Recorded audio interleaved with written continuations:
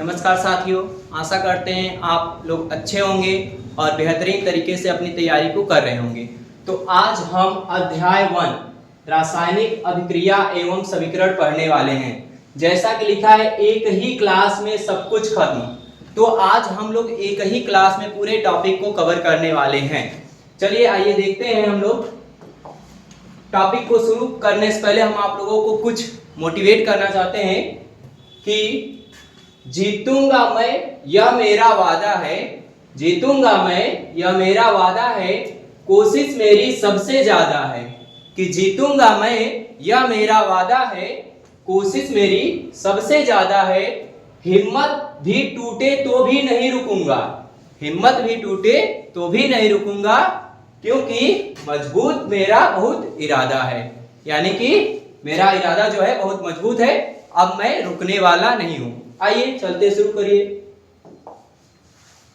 सबसे पहले रासायनिक अभिक्रिया में आता है भौतिक परिवर्तन। भौतिक परिवर्तन क्या है तो देखते हैं हम लोग। वह परिवर्तन जिसमें केवल वस्तु की भौतिक अवस्था में परिवर्तन होता है तथा उसके द्रव्यमान में कोई परिवर्तन नहीं होता है, यह अभिक्रिया कहलाती है भौतिक परिवर्तन। यानी कि भौतिक परिवर्तन क्या है, अगर सामान्य भाषा में हम लोग देखना चाहें तो वह परिवर्तन जो हमारी आंखों के सामने हो, जिसको हम होते हुए देख सके, वह परिवर्तन क्या कहलाता है, भौतिक परिवर्तन कहलाता है। जैसे बल्ब का जलना, बल्ब का जलना क्या है, भौतिक परिवर्तन। एक बल्ब है, लाइट नहीं है तो बंद है, और जैसे ही लाइट आई हम स्विच ऑन किए तो बल्ब क्या होता है, जल जाता है। वो हमारी आंखों के सामने की घटना है। तो बल्ब का जलना एक प्रकार का क्या है, भौतिक परिवर्तन है। दूसरा है नमक का जल में घुलना।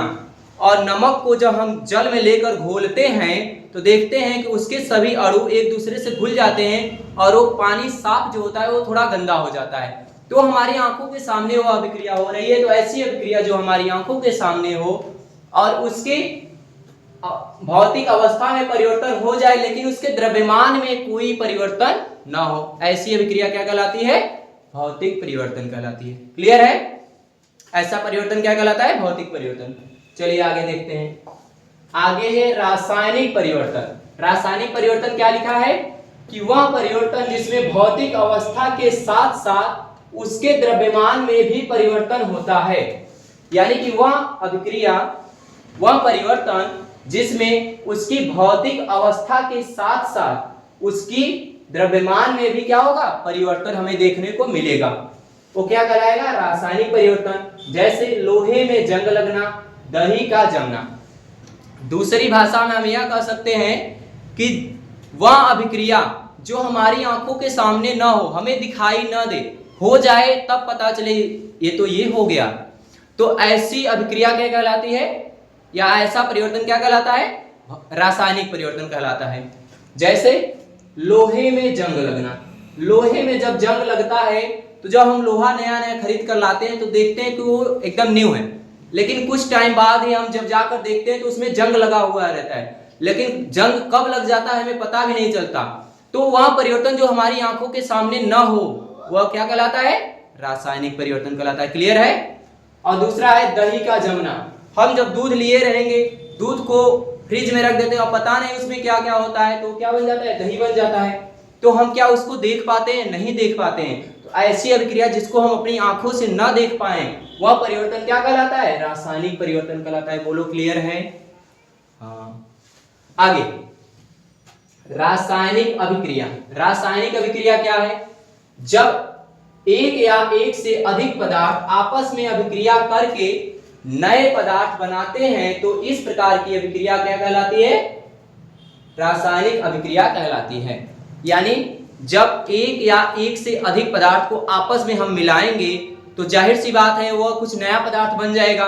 तो ऐसी ही अभिक्रिया क्या कहलाती है, रासायनिक अभिक्रिया कहलाती है। जैसे कार्बन ले लेते हैं हम, और कार्बन को जब हम ऑक्सीजन की उपस्थिति में जला देंगे, कार्बन को ऑक्सीजन की उपस्थिति में जला देंगे तो हमको कार्बन डाइऑक्साइड गैस मिल जाती है।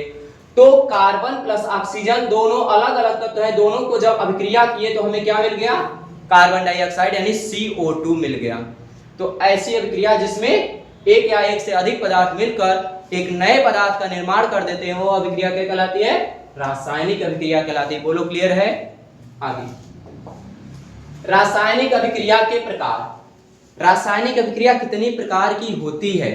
रासायनिक अभिक्रिया टोटल 5 प्रकार की होती है और यहां से क्वेश्चन यूपी बोर्ड के हर एक शिफ्ट में देखने को मिलेगा।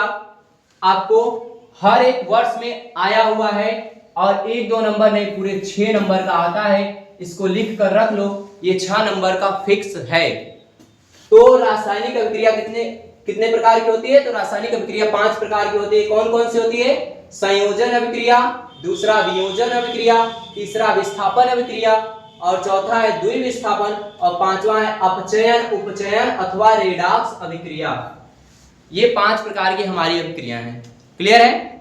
आइए सभी 5 प्रकार की अभिक्रियाओं को डिटेल से पढ़ते हैं, क्या होता है ये। तो सबसे पहला आता है संयोजन अभिक्रिया। संयोजन से क्या लग रहा है? ऐसा लग रहा है किसी का संयोग होगा। संयोजन अभिक्रिया अगर हम ऐसे परिभाषा के रूप में देखें तो वह रासायनिक अभिक्रिया जिसमें 2 या 2 से अधिक पदार्थ अधिक अभिकारक मिलकर एकल उत्पाद का निर्माण करते हैं, उसे संयोजन अभिक्रिया कहते हैं। क्या कहें सर जी, कुछ समझ में नहीं आया। यानी कि ऐसी अभिक्रिया जिसमें 2 या 2 से अधिक अभिकारक मिलकर एक एकल उत्पाद का निर्माण करेंगे, वह क्या कहलाएगा? संयोजन अभिक्रिया। सर समझ नहीं आया, आओ समझाते हैं। जैसे मान लो हम कहीं बारात में गए हैं और बॉयज का काम क्या है? बारात में जाएंगे, एक साइड खड़े हो जाएंगे, उधर कुछ गर्ल्स आई रहती हैं, उधर भी अपना अलग सिस्टम चल रहा है और इधर से बॉयज देखेगा उसको और उधर से गर्ल्स देखेगी इसको और दोनों आपस में अभिक्रिया कर लेंगे और एक जोड़ा कपल बन जाएंगे। यही तो है संयोजन अभिक्रिया, यही तो जुड़ रहा है। जैसे देखिए ये हैंडसम बॉय है, ये अपना घूम टहल रहा है और जैसे ये खूबसूरत लड़की को देखता है तो ये दोनों आपस में क्रिया करके आपस में शादी कर लेते हैं। तो यही तो है संयोजन अभिक्रिया, यही तो जुड़ा। तो इस प्रकार की अभिक्रिया क्या कहलाती है? संयोजन अभिक्रिया। फॉर एग्जांपल Na+Cl = NaCl, यानी ये जो Na है इसके ऊपर प्लस चार्ज होता है और जो Cl है इसके ऊपर निगेटिव चार्ज होता है। जब ये दोनों आपस में क्रिया करते हैं तो एक लवण बनाते हैं जिसका नाम है NaCl और NaCl किसका सूत्र है? नमक का। बोलो क्लियर है? क्लियर। आगे आते हैं तो हम लोग आगे देखते हैं वियोजन अभिक्रिया। जिस प्रकार संयोजन अभिक्रिया में 2 या 2 से अधिक अभिकारक मिलकर एकल उत्पाद का निर्माण किए, तो इसी का जस्ट उल्टा, यानी कि जब वह रासायनिक अभिक्रिया जिसमें एकल अभिकारक मिलकर 2 या 2 से अधिक उत्पाद का निर्माण करता है, यानी एक अभिकारक रहेगा वह एक या एक से अधिक हिस्से में टूट जाएगा, वह क्या कहलाएगा? वियोजन अभिक्रिया। जैसे CO2 जब इसको हम तोड़े तो ये क्या बन गया? कार्बन प्लस ऑक्सीजन, ये 2 हिस्सों में टूट गया। यह अभिक्रिया क्या कहलाई? वियोजन अभिक्रिया। और वियोजन अभिक्रिया भी 3 प्रकार की होती है और ये अधिकतर 2 नंबर में पूछ लेता है, तो हम लोग भी इसको भी समझते हैं। क्या होता है वियोजन अभिक्रिया? वियोजन अभिक्रिया 3 प्रकार की होती है। पहला ऊष्मीय अपघटन, दूसरा प्रकाश अपघटन और तीसरा होता है विद्युत अपघटन। ये तीनों क्या होता है सर? आइए समझते हैं। देखो ऊष्मीय अपघटन क्या लिखा है? वह अभिक्रिया जिसमें यौगिक उष्मा के द्वारा टूटता है उसे ऊष्मीय वियोजन कहते हैं। यानी कि जैसे मान लो कोई एक पदार्थ है, वो कैसे टूटेगा? जब उसमें कोई बाह्य एक्सटर्नल फोर्स लगाएंगे, यानी कि या तो उष्मा देंगे या तो प्रकाश देंगे या फिर क्या देंगे? हम विद्युत प्रवाहित करेंगे। तो पहला है ऊष्मीय अपघटन। वह अभिक्रिया जिसमें उष्मा प्रवाहित करने को टूट जाती है वो क्या कहलाती है? ऊष्मीय अपघटन कहलाती है। जैसे CaCO3 calcium carbonate, calcium carbonate को जब हम हीट देंगे यानी उष्मा देंगे, गर्म करेंगे, तो यह 2 हिस्से में टूट जाएगा। एक calcium oxide plus carbon dioxide 2 हिस्सों में टूट जाएगा। यह क्या कहलाएगा? ऊष्मीय अपघटन। यानी उष्मा के द्वारा अगर अभिक्रिया टूटी तो ऊष्मीय अपघटन कहलाएगा। बोलो क्लियर है? ठीक। दूसरा है प्रकाश अपघटन। प्रकाश अपघटन क्या होता है भैया? अब कहो तुम मोमबत्ती बार के तोड़ो तो टूटेगा नहीं, यानी कि प्रकाश अपघटन में सूर्य के प्रकाश का होना जरूरी है। वह रासायनिक अभिक्रिया जो सूर्य के प्रकाश के द्वारा होती है प्रकाशीय अपघटन कहलाती है। यानी जो सूर्य के प्रकाश की उपस्थिति में टूटे वह क्या कहलाएगी? प्रकाशीय अपघटन कहलाएगी। बोलो क्लियर है कि नहीं? फॉर एग्जांपल AgCl, AgCl पर जब सूर्य का प्रकाश पड़ता है तो 2 हिस्सों में टूट जाता है, Ag प्लस Cl। ठीक, तीसरा आते हैं, तीसरा क्या होता है? विद्युत अपघटन। विद्युत अपघटन यानी वह अभिक्रिया जो विद्युत के द्वारा टूटे, यही तो लिखा है, वह रासायनिक अभिक्रिया जिसमें यौगिक के जलीय विलयन में विद्युत प्रवाहित करने पर दो या दो से अधिक पदार्थों में टूट जाता है या अपघटित हो जाता है, उसे क्या कहते हैं? विद्युत अपघटन कहते हैं। ठीक, जैसे हम ले लेते हैं जल। जल में जब हम विद्युत प्रवाहित करेंगे तो क्या होगा? यह दो हिस्सों में टूटेगा, H2 प्लस O2। ये बैलेंस नहीं है, इसको बैलेंस करने के लिए हम यहाँ 2 से गुणा कर देंगे और यहाँ भी 2 से गुणा कर देंगे, तो ये क्या हो जाएगा? बैलेंस। ठीक, ये क्या है? विद्युत अपघटन। क्लियर है? तीनों वियोजन अभिक्रिया के प्रकार, पहला उष्मीय अपघटन, दूसरा प्रकाश अपघटन, तीसरा विद्युत अपघटन। जब उष्मा के द्वारा अभिक्रिया टूटेगी तो उष्मीय अपघटन, प्रकाश के द्वारा टूटेगी तो प्रकाशीय अपघटन, और विद्युत के द्वारा टूटेगी तो विद्युत अपघटन। लेकिन प्रकाशी वाले में ये मोमबत्ती का प्रकाश नहीं चलेगा, सूर्य के प्रकाश का होना जरूरी है। आगे तीसरे नंबर की बात की जाए तो विस्थापन अभिक्रिया। विस्थापन अभिक्रिया क्या होता है सर? विस्थापन अभिक्रिया यानी ऐसा लग रहा है जैसे कोई विस्थापित करेगा वह अभिक्रिया जिसमें अधिक क्रियाशील तत्व दूसरे क्रियाशील तत्व को विस्थापित कर देता है, विस्थापन अभिक्रिया कहलाती है। क्या बताएं सर, समझ में नहीं आया? देखो, होता क्या है कि दो कपल आपस में होते हैं और वो दोनों बहुत खुशी से रहते हैं, लेकिन जैसे ही तीसरा कोई पैसे वाली की एंट्री होती है, थोड़ा अधिक क्रियाशील, मान लो जो उसका कपल है वो बेचारा के पास आमदनी थोड़ा कम है और जो दूसरा बंदा आता है उसके पास पैसे ही पैसे हैं, तो क्या करता है? जैसे ही लड़की पैसे के लालच में आती है वह उससे रिश्ता तोड़कर उससे जोड़ लेती है। कैसे जोड़ती है? जैसे ये देखिए भाई साहब, दो कपल थे इनके, ये दोनों की शादी अपना अच्छे से चल रहा था, लेकिन जैसे ये अमीर हैंडसम बॉय को देखती है तो यह इनको छोड़कर इनके साथ चली जाती है। यानी कि CuSO4 एक अपना कपल था और जैसे ही Fe साहब आए, ये इनसे ज्यादा पैसे वाले हैं तो ये इनका जगह ये ले लेंगे और इनको बेचारे को साइड कर देंगे। यही तो है विस्थापन अभिक्रिया।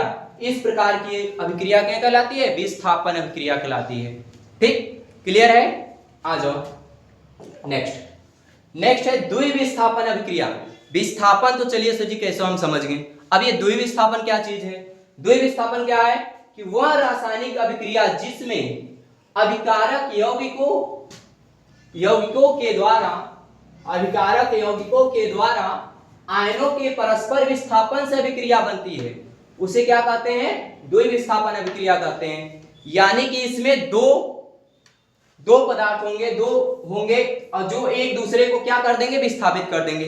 सर समझ नहीं आया? जैसे मान लो होते हैं कि दो दोस्त हैं, उनकी बीवी अलग है, उनकी बीवी अलग है, दोनों आपस में अपना मिलते जुलते रहते हैं। तो जब मिलते जुलते रहते हैं तो कभी कभी इनका नैन इनसे मिल जाता है और इनका नैन इनसे मिल जाता है, तो ये इनसे थोड़ा ज्यादा लगाव रखने लगती हैं, बात करने लगती हैं, और ये इनसे, तो ये दोनों आपस में एक वक्त आता है कि ये दोनों आपस में रिश्ता तोड़कर एक दूसरे से रिश्ता जोड़ लेते हैं। यानी ये इनका जगह ले लेंगे और ये इनका जगह ले लेंगे, एक दूसरे को क्या कर देंगे? परस्पर विस्थापित कर देंगे। यही तो है द्विविस्थापन। ये इनको विस्थापित कर दिए, ये इनको विस्थापित कर दिए, तो दो बार विस्थापन हुआ, इनकी जगह पर वो चले गए, उनकी जगह पर ये आ गए, तो यह क्या है? द्विविस्थापन अभिक्रिया। बोलो क्लियर है कि नहीं? वह अभिक्रिया जिसमें अभिकारक यौगिकों के द्वारा आयनों का परस्पर विस्थापन से अभिक्रिया बनती है उसे द्विविस्थापन अभिक्रिया कहते हैं। जैसे AgNO3 की अभिक्रिया किसके साथ कर दिए? KCl के साथ कर दिए, तो ये KCl इनके पास आ जाएंगे और Ag बेचारे इनके पास आ जाएंगे। ये दोनों आपस में एक्सचेंज होकर क्या बना लेंगे? AgCl के साथ बन जाएगा और K के साथ क्या बन जाएगा? NO3, यानी AgCl और पोटेशियम नाइट्रेट ये बन जाएंगे। ये क्या हो जाएगा? द्विविस्थापन अभिक्रिया। बोलो क्लियर है कि नहीं? हाँ, अगर मजा आ रहा हो तो आप लोग कमेंट करिएगा जरूर कि सर अच्छा मजा आ रहा है, तो हम आगे भी वीडियो ऐसे लाते रहेंगे। आगे है 5वां नंबर रेडॉक्स अभिक्रिया। रेडॉक्स अभिक्रिया क्या चीज है सर? जिसमें अपचयन तथा उपचयन दोनों अभिक्रिया हो, वह अभिक्रिया क्या कहलाती है? रेडॉक्स अभिक्रिया कहलाती है। सर समझ नहीं आया? अपचयन का मतलब क्या होता है? अपचयन और उपचयन अपचयन, देखो यहाँ पे क्या हुआ है कि ये दो हिस्सों में टूटेगा, थोड़ा गलत हो गया है, इसको मिटाकर फिर से लिखते हैं। CuO प्लस H2 एरो क्या बनेगा, CuO प्लस H2O बन जाएगा। ठीक, तो यह अभिक्रिया क्या कहलाएगी, रेडॉक्स अभिक्रिया कहलाएगी, जिसमें अपचयन और उपचयन दोनों होगा। अब ये अपचयन क्या है, उपचयन क्या है, इसको हम नेक्स्ट वीडियो में समझेंगे। अगर क्लास अच्छी लगी हो तो लाइक करो और कमेंट करके जरूर बताओ कि सर कैसा लगा क्लास। अगर आप लोग चाहते हैं कि हम इसी प्रकार वीडियो लाते रहें तो एक बार अपना रिस्पांस जरूर दीजिए। धन्यवाद।